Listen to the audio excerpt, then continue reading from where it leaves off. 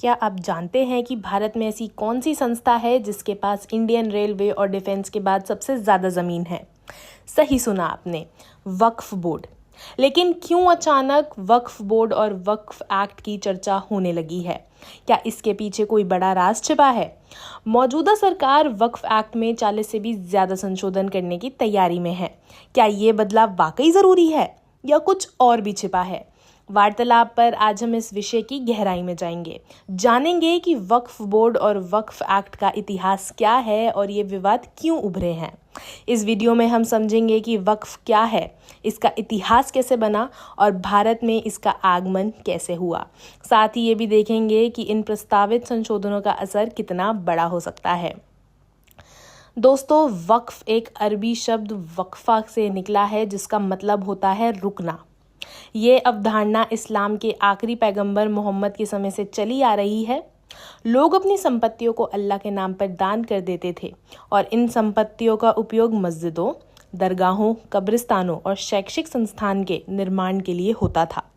भारत में वक्फ का इतिहास दिल्ली सल्तनत के दौर से शुरू होता है।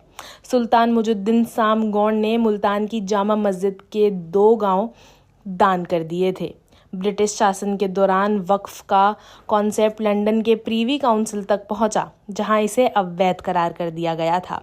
लेकिन भारत ने इस फैसले को नकारते हुए 1913 में मुसलमान वक्फ वैलिडेटिंग एक्ट पारित किया।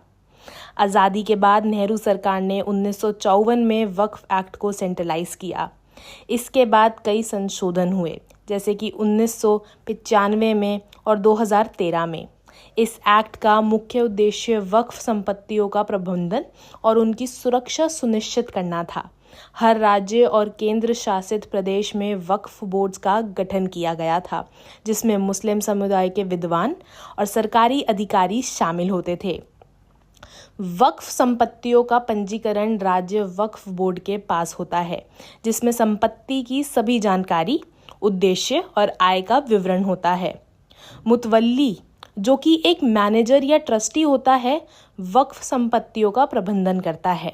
अगर कोई मिसमैनेजमेंट होता है तो राज्य वक्फ बोर्ड आवश्यक कार्रवाई कर सकता है। लेकिन सवाल ये है कि केंद्र सरकार जो 40 साल से अधिक संशोधन करने जा रही है, उनका असली मकसद क्या है? क्या वाकई वक्फ बोर्ड की शक्तियों को सीमित किया जा रहा है या इसके पीछे कुछ और बड़ा इरादा है? इन संशोधनों को लेकर विभिन्न मुस्लिम धर्म गुरु और नेताओं के बयान सामने आ रहे हैं। कुछ इसे समर्थन दे रहे हैं तो कुछ इसका विरोध कर रहे हैं। क्या ये बदलाव वक्फ बोर्ड की स्वायत्तता को खत्म कर देंगे या फिर ये कोई नई रणनीति का हिस्सा होगा? आपकी क्या राय है? क्या ये संशोधन सही दिशा में है या इसके पीछे कुछ और बड़ा खेल है?